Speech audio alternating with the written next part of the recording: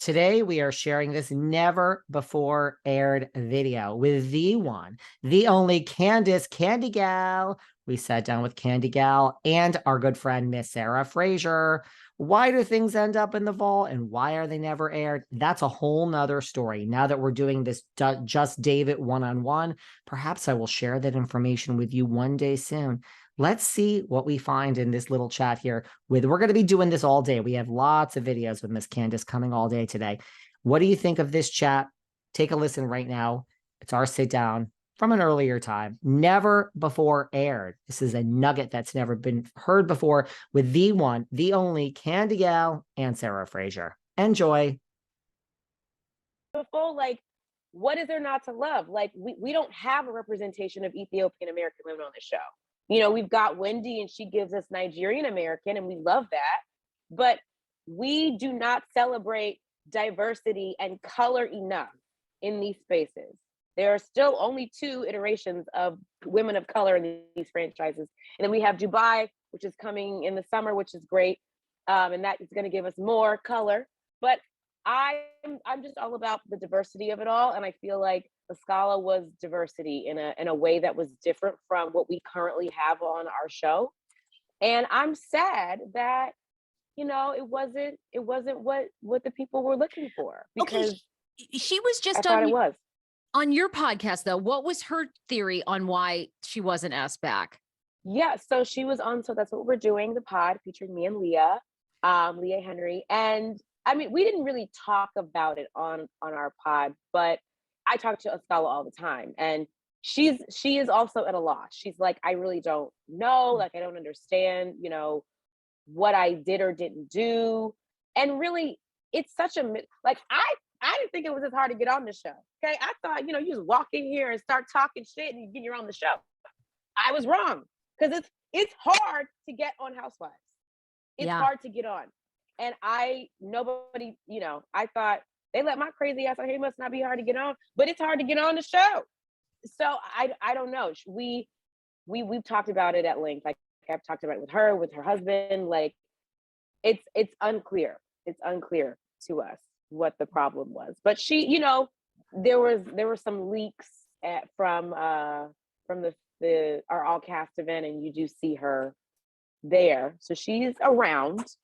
But officially, I don't know what's happening. Was this a hard, because, you know, like, look at in the old days, if you go back, since you watch Housewives, in the old days, whatever Atlanta, when filming stopped, filming started like a week or 2 later, but it's all different now. We have like Orange County, which had a big break. Look what's going on with New York. You guys had a break this time. It was like a 4-month break. During that break, are you like, when you're, you know, sitting around like, hey, Grand Dame, did you hear it today? Yo, Giselle, do you know, like, do you guys all, I mean, like, what goes through your mind month after month, week after week? Oh, like, yeah. Well, we take a break from each other. You know, it went once filming wrapped, because we're all just like exhausted of one another. But yeah, you check in with your girls. So I checked in with, you know, the girls that I'm cool with and that I'm good with. And we, you know, at about the like 2-month mark, I was like, what's going on? Like, what is this break? What are we doing? But you know, a lot of it is scheduling and having the right people on our team. And a lot of them come from other shows and from other areas. And we have to wait for them to finish what they're doing, give them a break, and allow them to come and on board with us for the season. So that was what a lot of it was, because there were some shifts in other shows that caused us to have to shift.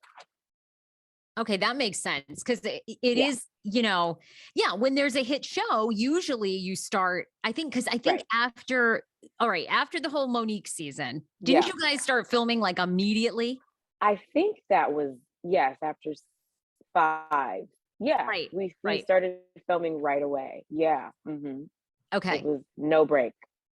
Yeah. Were you nervous that you weren't possibly going to come back? I never think I'm coming back.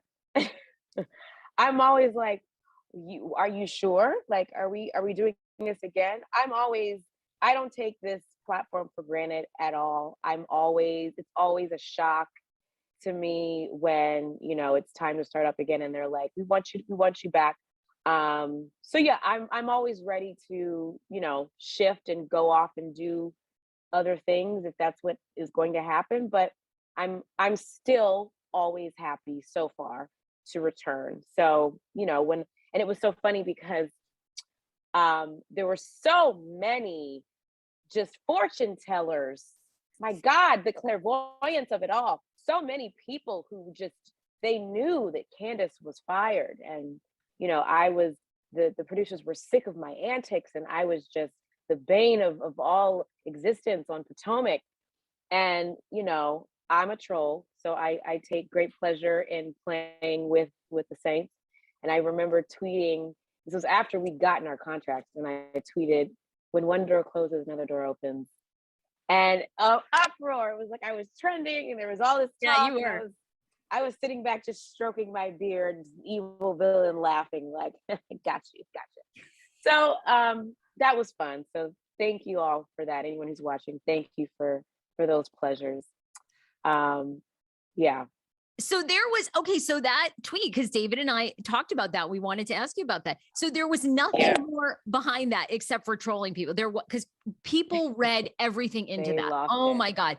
About Yeah. your music career, about the show, about your relationship with, I mean, on and on and on. People had so many theories, but really nothing else was behind that except for you are the queen. I mean, you do love to troll, which we love to watch. To troll. It's just so easy to get some of these people because you guys you have nothing else to do. Not you guys, but like the people, they have nothing else to do. That like you hang on every word, good, bad, or ugly, you hang on to it. So I was just like, I have time today, so let me just play with the kids for a minute, and it worked.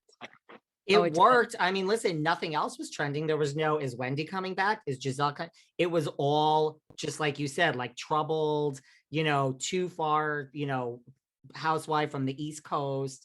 Yeah. Why do you think that narrative keeps coming up though? Like that everyone always says like you hit harder than anyone else. Like why does, because you are aware of like all this, it was out there for a while, even before you tweeted that. Why does that always come up? Candiace is problematic. She goes so much harder than the others. Where does this narrative come from?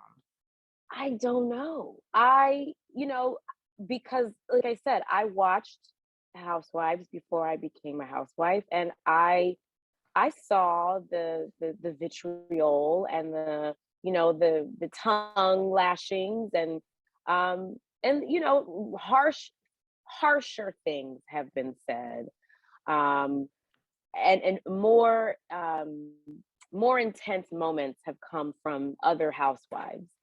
So it boggles me. It boggles my mind that somehow I am just the pariah. It's always, well, Candiace's mouth is just, part of me, I see like think pieces where people say, Candiace she's privileged, and she comes from a wealthy family, and she, her parents were able to, provide for her and buy her first home or help her buy her first home. And, she's this privileged little girl and she's never had to struggle.